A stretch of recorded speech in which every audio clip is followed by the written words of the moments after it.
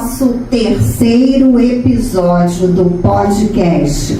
O nosso estúdio vem em parceria com o projeto Mulheres no Comando. Nós temos um grupo de advogadas voluntárias que dá apoio à mulher vítima de violência doméstica. Hoje, o nosso papo será muito especial. Nossa convidada é uma mulher que dedica sua vida ao cuidado da saúde mental, com uma trajetória marcada por muito estudo, empatia e comprometimento. Eu tenho a honra de receber a nossa convidada, psicóloga Alcimone Vidal, e mestre em atenção psicossocial pelo Instituto de Psiquiatria da UFRJ. Alcimone, seja muito bem-vinda ao nosso podcast. Obrigada, Cássia, pelo convite. É um prazer estar aqui com você para falar um pouco sobre saúde mental, que é um tema que cada vez mais é de suma importância. Nesse dia a dia, na correria da vida, quanto mais a gente puder ter a oportunidade de falar de saúde mental, é muito importante. Sem dúvida. Alcimone, fala pra gente aqui, quem é Alcimone Vidal? Se apresenta aqui pra gente, para o nosso público conhecer melhor você.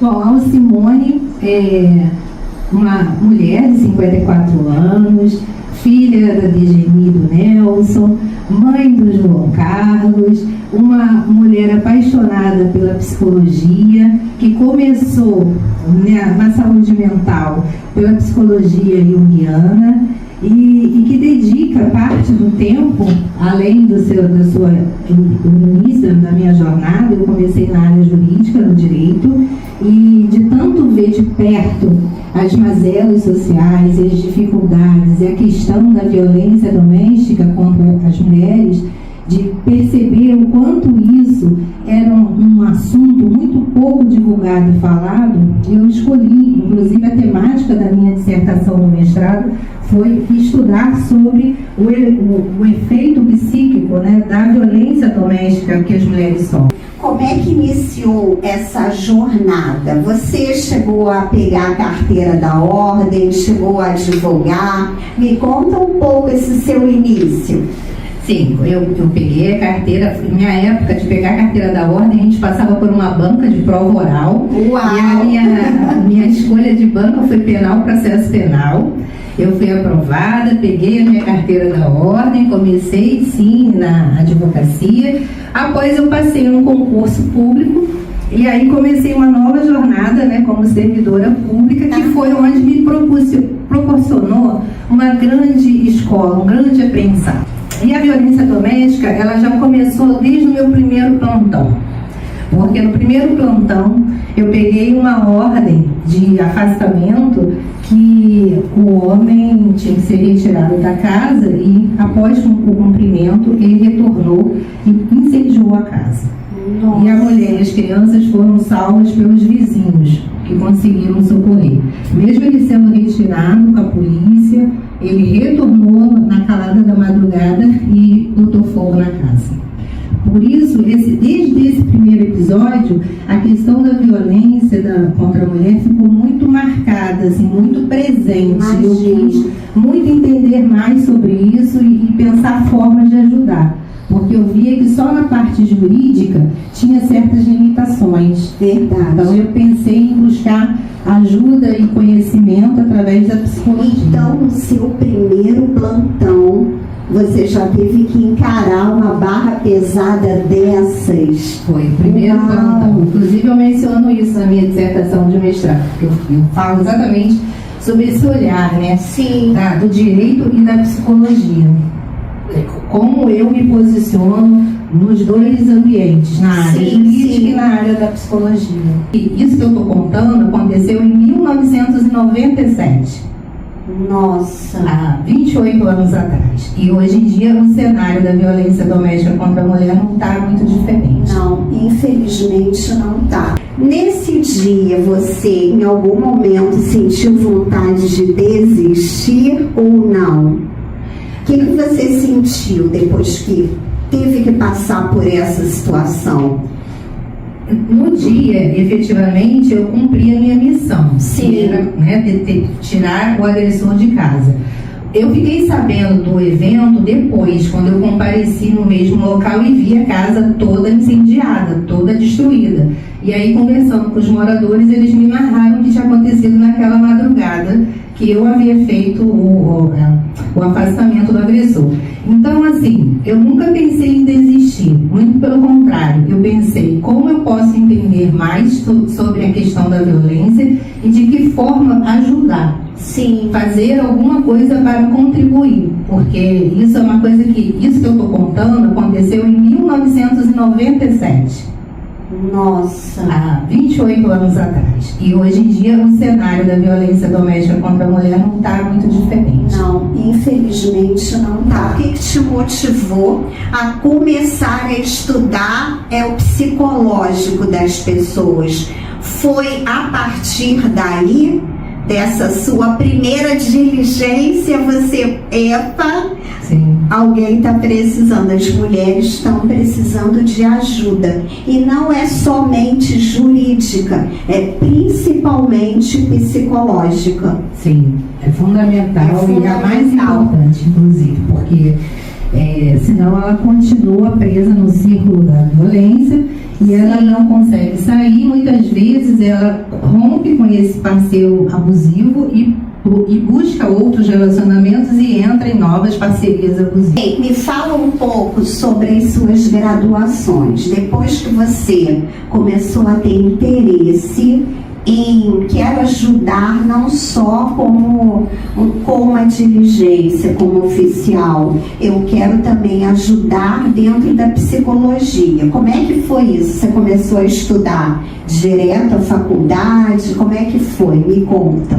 Não, foram anos e anos de estudos, assim, de cursos de formação livre, buscando entender mais, cursos de desenvolvimento humano, até que eu decidi realmente fazer a faculdade de psicologia, e depois da faculdade de psicologia comecei a fazer várias pós-graduações, especializações, e o que culminou ano passado com o fechamento, né? Eu terminei o mestrado em atenção psicossocial pelo IPUB da UFRJ com essa temática da violência doméstica. Muito bom, matemática super importante e necessária, não é? Eu, como advogada, eu sei o meu diferencial. O seu, como psicóloga, o que você falaria aqui pra gente?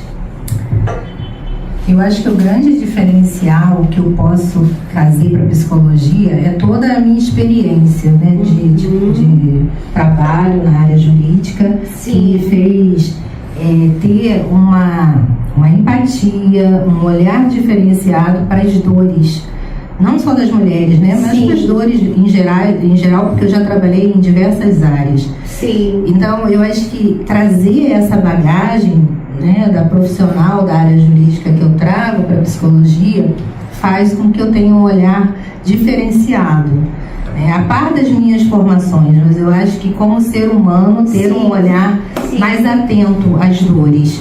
Vamos conversar agora sobre relacionamentos abusivos. Inclusive, uma das perguntas que algumas pessoas me fez é a dependência emocional.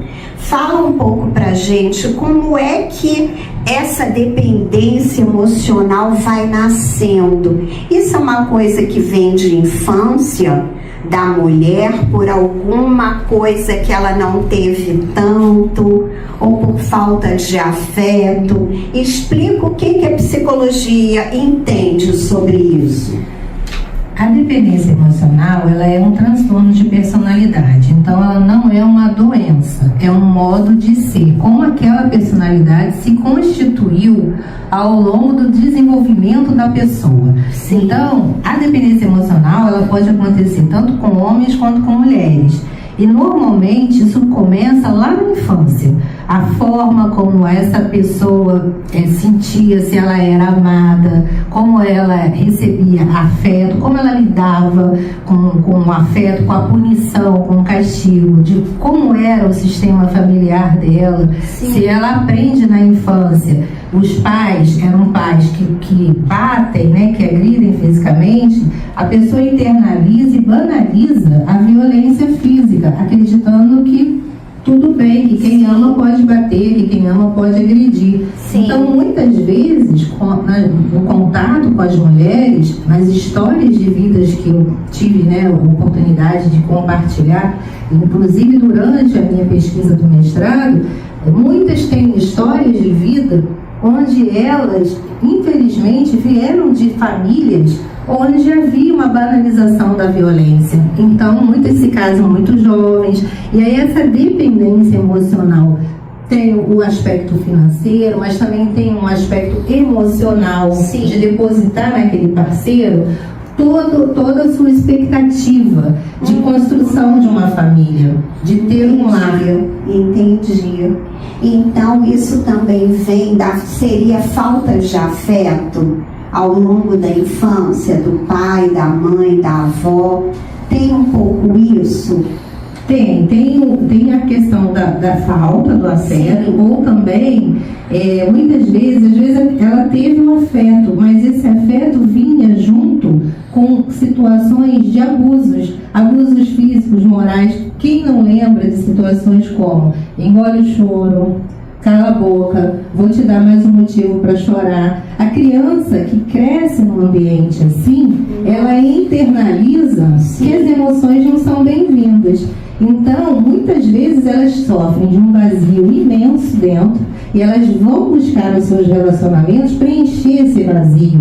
E para preencher esses vazios, elas se conectam com pessoas Sim. que acabam fazendo com elas uma perpetuação desse sofrimento que vem lá da infância, porque repete o padrão de abuso, de violência psicológica, de violência moral, e muitas vezes a mulher fica enredada na situação e tem muita dificuldade de sair. Eu acho que não só a mulher, mas a família, o homem também. O homem é agressor muitas vezes também. Tem a questão do machismo estrutural, tem toda Sim. essa questão que a gente estuda, mas também tem muita questão de saúde mental.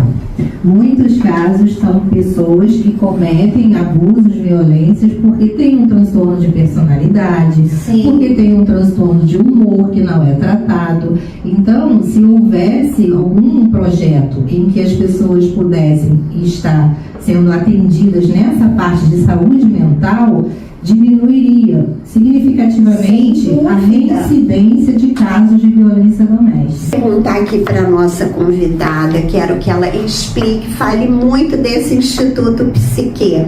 Como é que nasceu esse instituto? O que o Instituto oferece para as pessoas? Eu sei que às vezes você faz workshop disso e daquilo. Fala um pouco do seu instituto para a gente.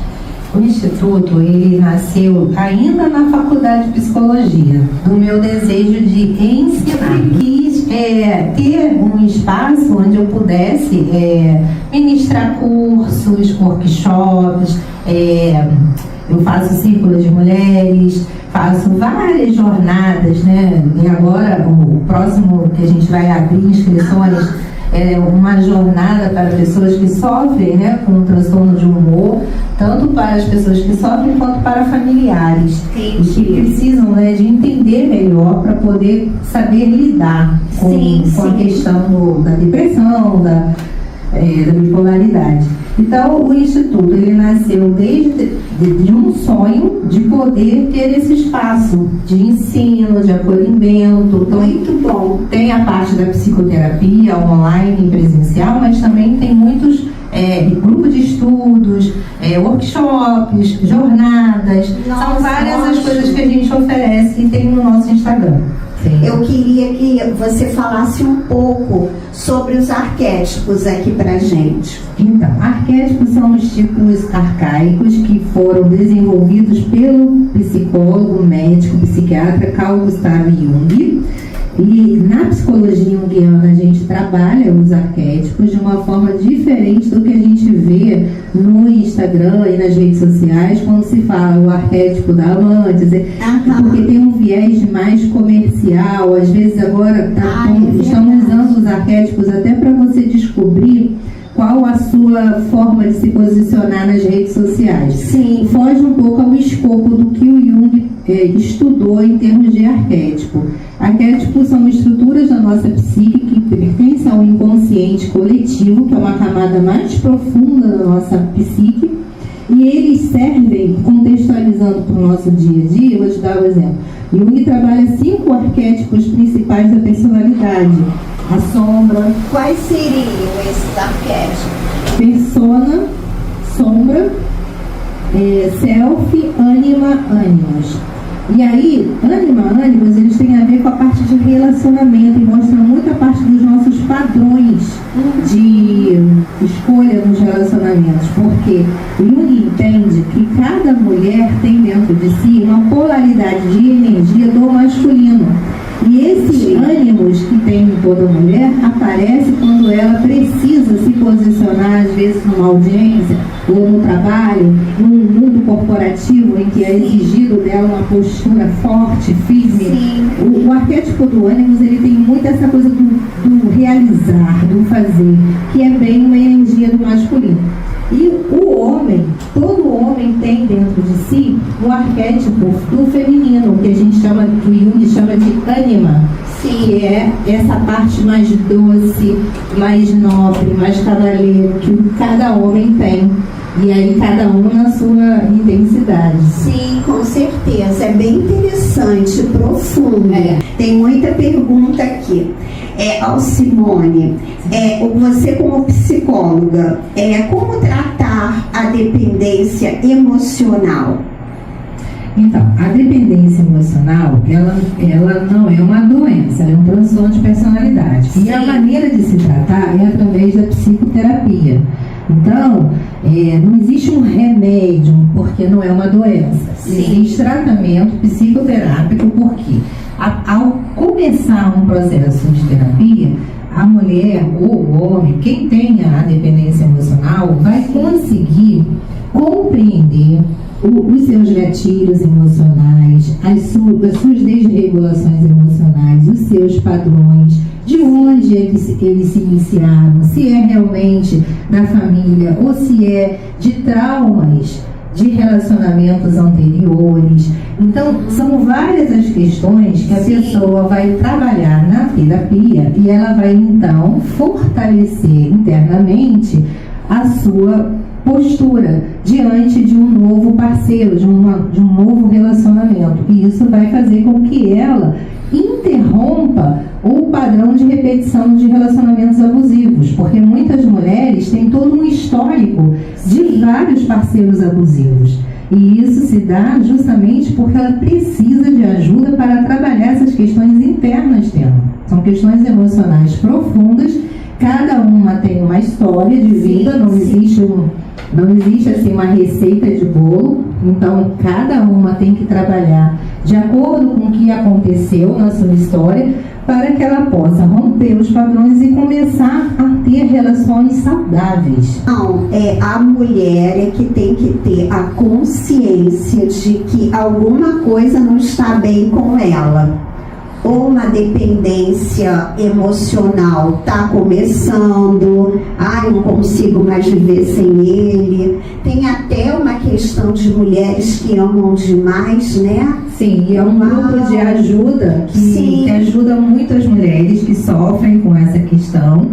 É um grupo que as pessoas podem participar, podem buscar nas suas cidades, nos seus bairros, de grande ajuda, porque trabalham essas questões e, além do grupo, né, de mulheres que amam demais, também fazer o seu processo terapêutico individual.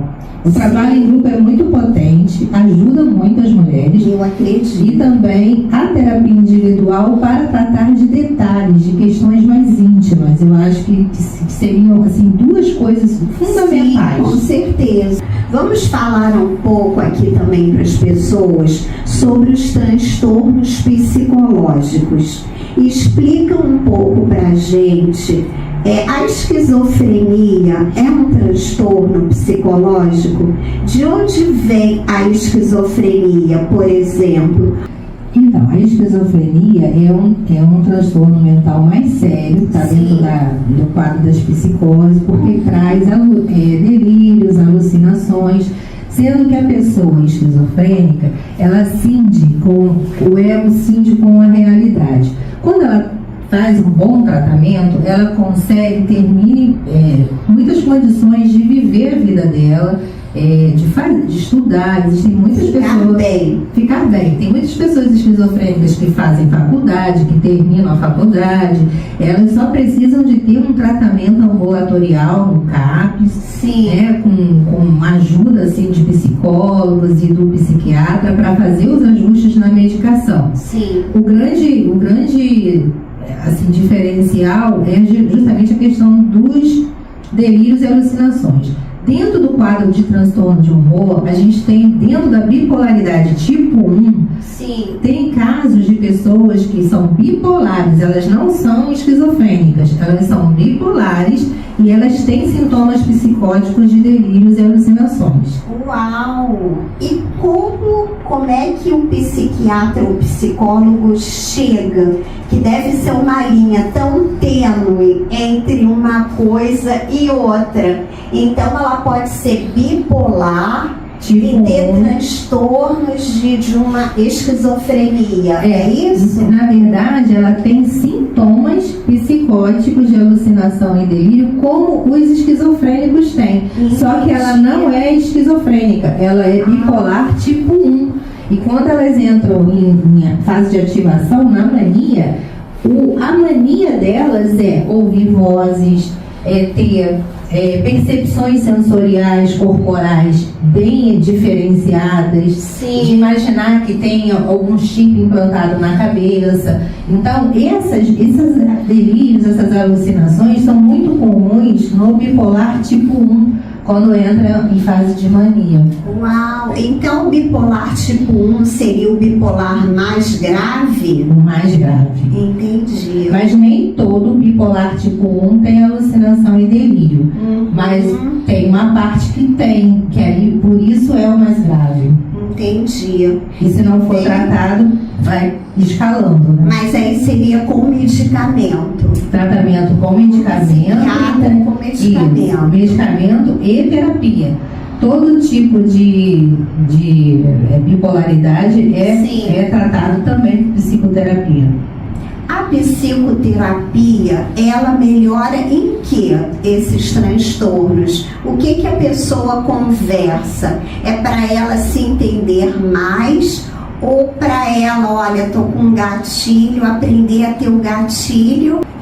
Então, na verdade, o transtorno, se a gente estiver falando do transtorno de humor, da bipolaridade, da depressão, da ciclotimia, da distimia, que são todos considerados transtornos de humor, na verdade é um transtorno neurobiológico. Então tem a ver, a pessoa ela não tem esses sintomas, né, esses transtornos, por uma questão dela. Ela já recebe isso muitas vezes pelo DNA. Entendi. Vem já da sua família. Muitas pessoas nem sabem disso. Uau! Mas já tem geneticamente, né, o gene. Hoje já existem 226 tipos de genes mapeados para a bipolaridade. Ai, nossa, muita coisa. Pois é, o que faz com que um bipolar não seja igual ao outro e tenha sintomas totalmente diferentes. Entendi. Então, assim, é um transtorno neurobiológico. As causas externas, a perda de um emprego, o falecimento de um ente querido, a separação, são gatilhos que podem aflorar as fases de depressão e de mania ou de hipomania, no caso, né, de uma pessoa que sofre com transtorno de humor bipolar. Nossa, é muita coisa, muito complexo, não é, Simone? Muito. Mas é muito complexo, mas nós temos hoje no Brasil mais de 8 milhões que sofrem de bipolaridade e que não têm o diagnóstico feito, porque elas são tratadas de forma equivocada como ansiosas e deprimidas, mas elas são bipolares. Caramba! Então, infelizmente, você vê às vezes casos de pessoas que tratam de uma depressão por anos e nunca melhoram. Ou melhoram e pioram, ficam naquela corda bamba. E muitas vezes isso não é uma depressão persistente, muitas vezes isso é uma depressão bipolar que não está bem diagnosticada e não está bem medicada. Uau, então muitas mulheres, a gente está mais focada aqui nas mulheres, devem achar que eu vivo com depressão, e pode ser uma bipolaridade. Exatamente. Que é ficar mal, depois ficar bem, super alegre, isso, não é? É incrível então, isso. Tem mulheres que elas ficam mais no polo da depressão.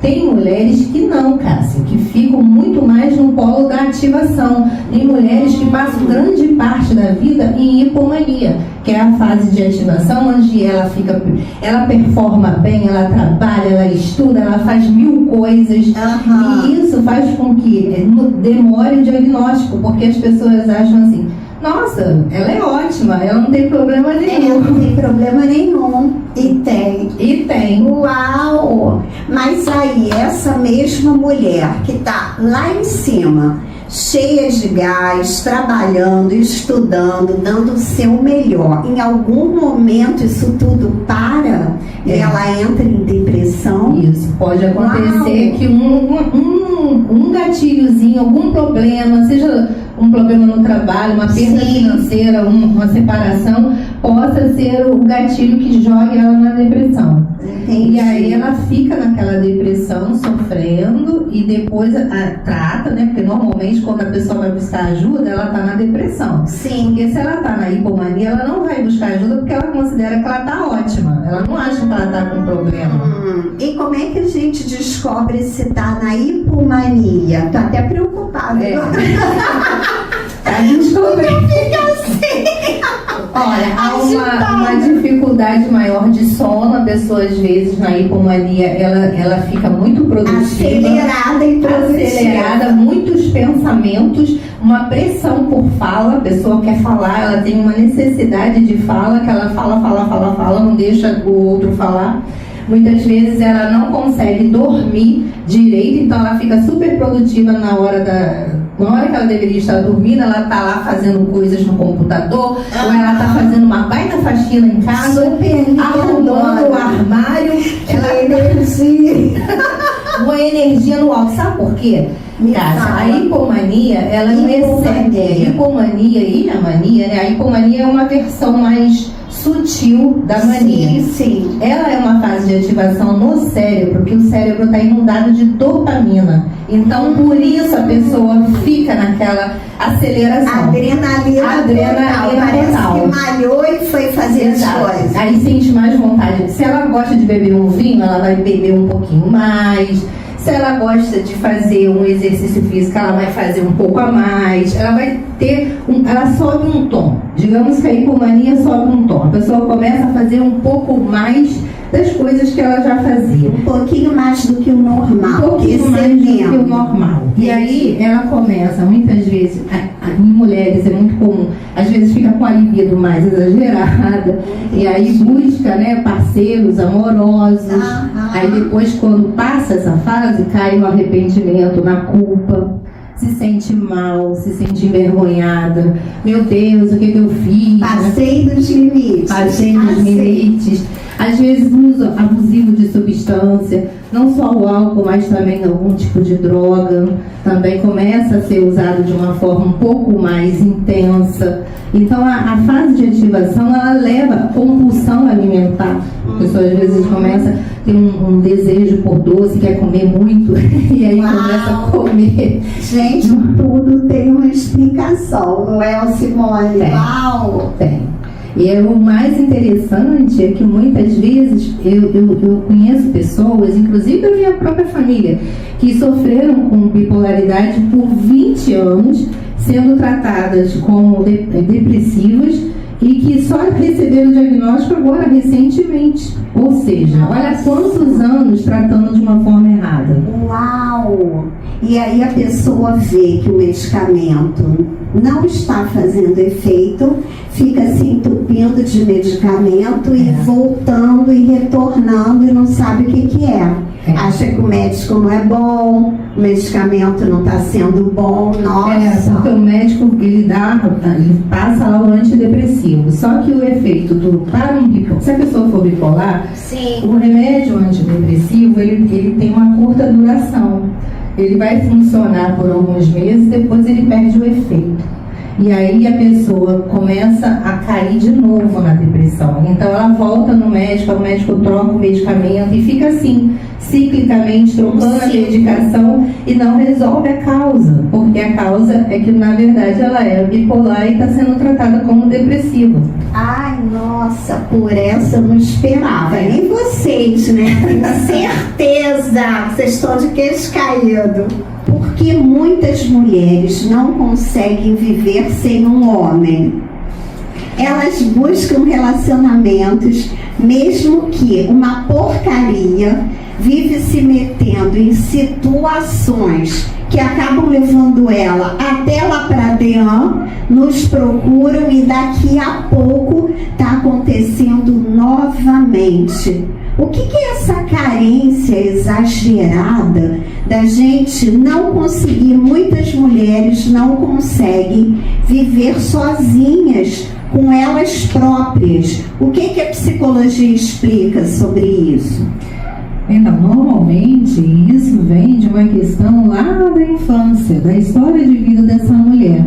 Entendi. E aí, justamente porque ela não teve, né, o afeto, as necessidades emocionais atendidas na infância, esse buraco emocional, ele continua pulsante e vivo na fase adulta. E ela vai buscar, é como se ela fosse uma pessoa incompleta e ela vai sentir a necessidade de ser completa buscando fora dela, buscando no relacionamento amoroso alguém para preencher esse buraco emocional. Quando, na verdade, o certo era ela trabalhar as questões das necessidades emocionais dela. Sim. Para que ela pudesse se sentir plena e feliz com ela mesma. Então, por isso a necessidade da busca da terapia. Tem muito preconceito ainda hoje em relação à terapia, de achar que só faz terapia quem tem problema mental. E não é isso, gente. Não, terapia é um presente que você dá para você mesmo para cuidar das suas questões emocionais e das necessidades que você não teve quem pudesse te ajudar na infância, ou na adolescência, ou na fase adulta. A sua especialização, na verdade, o mestrado, não foi em transtorno, foi em violência doméstica, não é isso? Foi. Eu tenho outra especialização em transtornos de humor. Então, hoje, a minha grande carro-chefe é cuidado com pessoas que sofrem de depressão, de istimia, ciclotimia e bipolaridade. Entendi. São todos transtornos de humor. Então, a depressão é considerada um transtorno de humor? É assim. Não sabia. Ela é um transtorno de humor. Uau! E aí, assim, muitas vezes a pessoa, e diferente do que as pessoas pensam, depressão nem sempre, Cássia, significa ficar triste.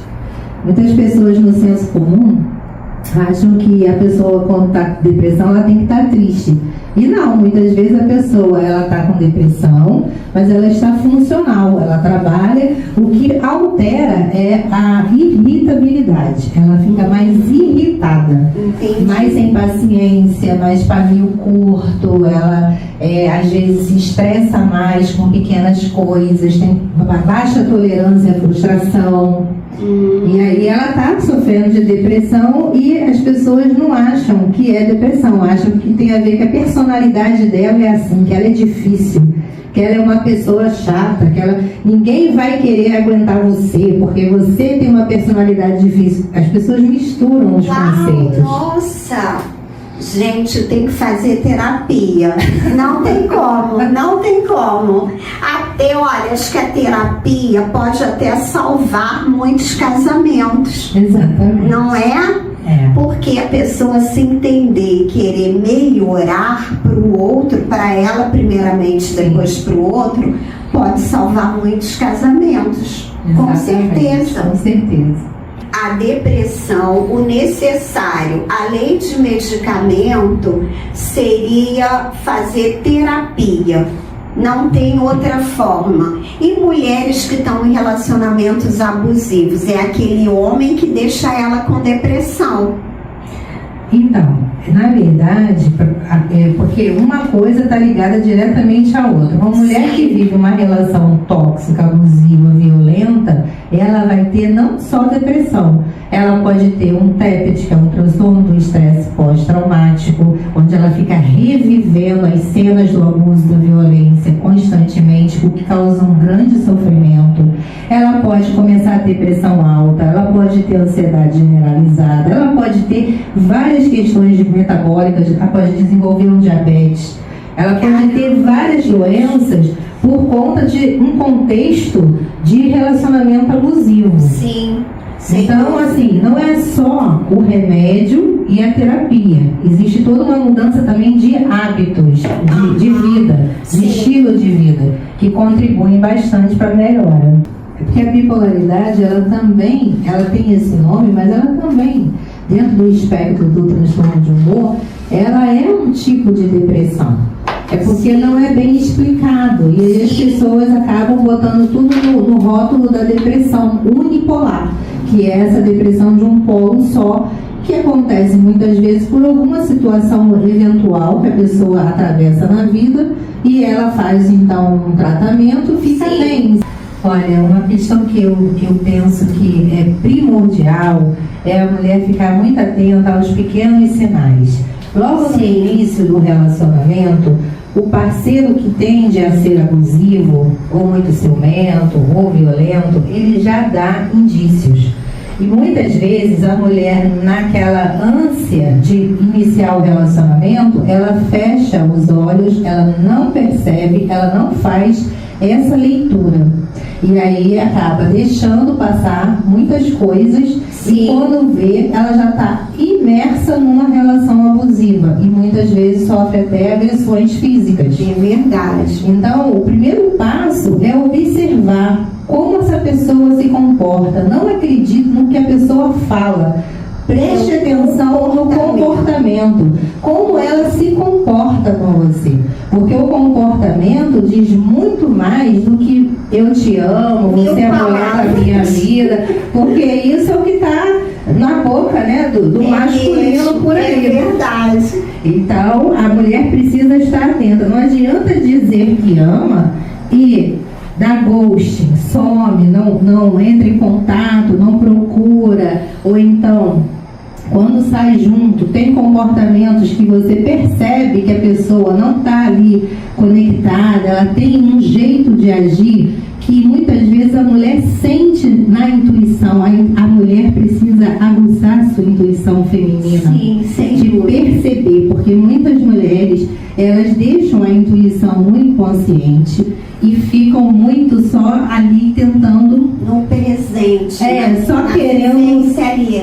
Querendo conquistar, querendo seduzir o masculino, achando que mas ele fez isso com a outra, mas comigo vai ser diferente. E não vai ser, porque a pessoa já tem lá as questões dela. É verdade. Então a pessoa precisa estar atenta, deixar a sua função psíquica, a intuição, ativada para prestar atenção no comportamento.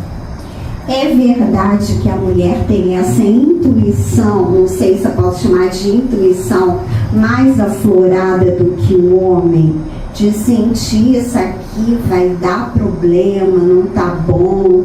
Isso é normal? É mais feminino mesmo? Olha, a intuição, ela é uma função psíquica dentro do olhar da psicologia junguiana. Mas homens e mulheres podem ter intuição. Não tem problema. A mulher, ela por ter essa energia do feminino, que é uma energia mais da introspecção, da observação, dessa parte mais analítica, ela costuma ter uma intuição mais aflorada, muitas vezes que os homens. Entendi. Essa intuição, acho que a gente deve levar a sério, não é? Muitas vezes ela salva mulheres. Uau! Mulheres, fiquem atentas com a intuição. Não é só uma bobeirinha que passou na sua cabeça para deixar para lá. melhor investigar por cautela, para não ir parar na DEAN depois, não é? Exatamente.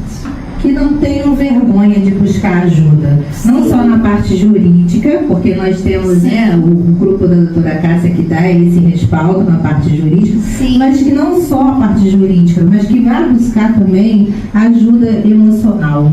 Porque é isso que vai fazer você conseguir manter a sua decisão de seguir adiante a sua vida sem cair novamente em armadilhas de relacionamentos violentos. Se você não buscar ajuda, uma terapia, isso vai voltar. E a sua vida vai estar sempre aquele ciclo vicioso que nenhum advogado ou advogada vai dar jeito. Então a bola está com você. Chegamos ao final de mais um podcast. Foi maravilhoso todo esse conhecimento que você passou aqui pra gente, pro Papo Legal. Eu achei uma conversa necessária, muito, muito necessário, porque é o ser humano, tanto para o homem quanto para a mulher. Muito rica, cheia de reflexões, inteligente, é pra gente poder realmente refletir. Obrigada, Simone, adorei. Adorei.